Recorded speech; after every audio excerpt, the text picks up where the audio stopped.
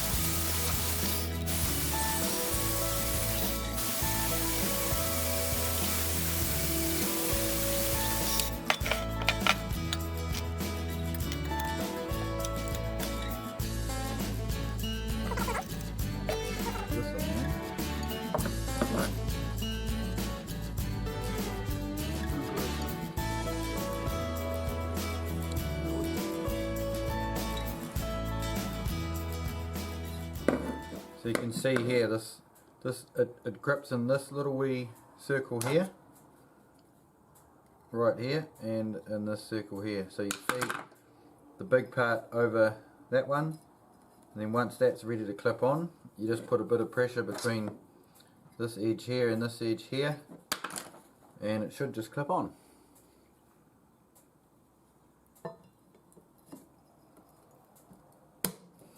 Like so. So let's bring you out again. So we do have a little bit of play here on this way, which is good. There's no play, there's minute play this way, and then this way we have a little bit of wiggle room as well. So I'm happy with that. That lets this, that will allow this piece here, let me zoom in on that one, the join to have that little bit of movement will help to self-center the shaft. That movement will self-center the shaft down the pipe. That's what I was trying to achieve with that piece. So now we're done.